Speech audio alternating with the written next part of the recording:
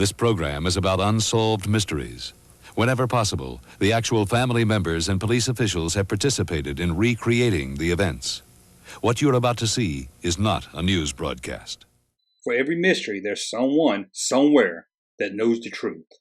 Maybe that person is you. Maybe you can help find the missing C-3PO walkie-talkie.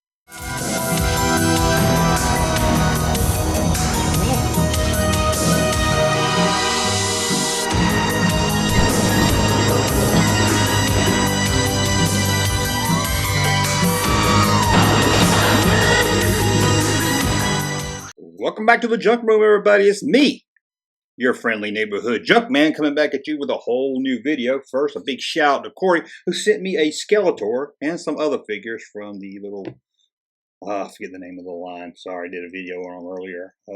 But I had He-Man. He sent me another He-Man, but I had a He-Man already. And he sent me a couple other ones. I haven't really opened the other ones. I just got it. Actually, I was about to hit record here, and the mail came. And I said, let me go see what's in the mail. It's a nice little thing right here. So Corey, big thanks for these. I love these. They're going to look good in the junk room stand up over there. Need a bigger room, run out of places to put stuff, right? But anyway, you're not here to talk about little Skeletor, and you're not here to listen about little He-Man. You're here to help us solve a mystery. Do you want to do that? Do you want to be the Robert Stack of 2020? That's right, we're coming into a new year, and you could be the next Robert Stack. You could help us solve a mystery. Now, before we get into that mystery, if you like pop culture from the early 80s or late 70s or sometimes the 90s, from toys to movies to TV shows, you name it, we talk about it right here, so subscribe to the channel if you haven't yet. And you can support this channel by heading over to patreon.com, links in the description below, or you can go to thatjunkman.com and buy some cool t-shirts like this one. Right there. That's right. You can buy that. You can. Well, not you. Not you over there. You can't buy anything. Oof. You can't buy a shirt, but you can. Yeah, everyone else can, but don't let that guy buy it. He has a Fu Manchu. I don't sell things to a man wearing a no shirt that has a Fu Manchu. Sorry, I just don't do it. I don't need that kind of support for this channel.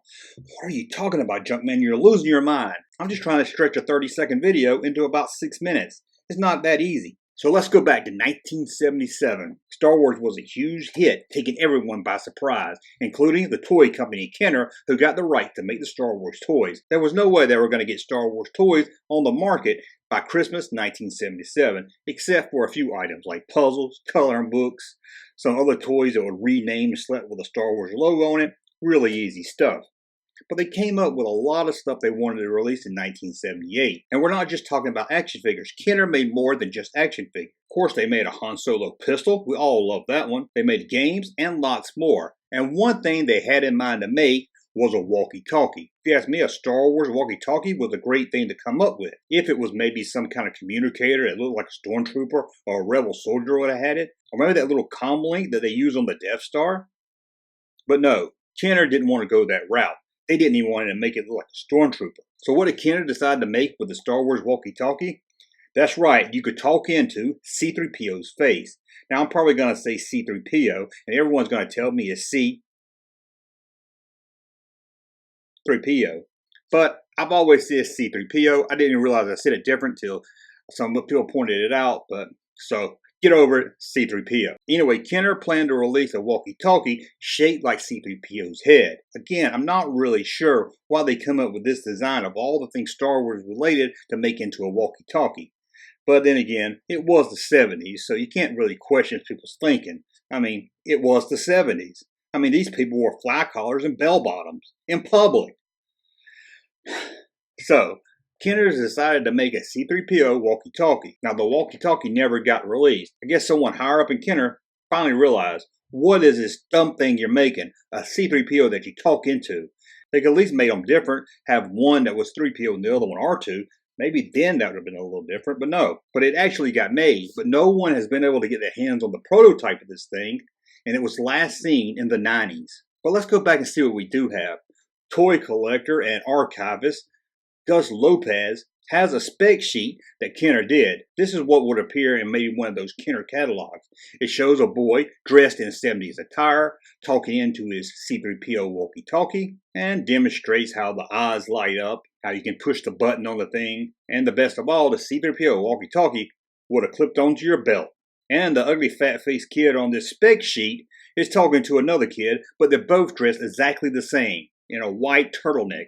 I don't know why, but I do give Kenneth the credit. These two kids are standing right next to each other talking into this walkie-talkie. And if you had a walkie-talkie in the 70s, you know you had to stand back to back with your friend if you were going to hear them. Well, Gus Lopez not only has this spec sheet from Kenner, he also has Kenner designer notes, which give more detail to the making of the 3PO walkie-talkie. And he even has 2 blueprints. Now, he has all these things framed and it looks very nice.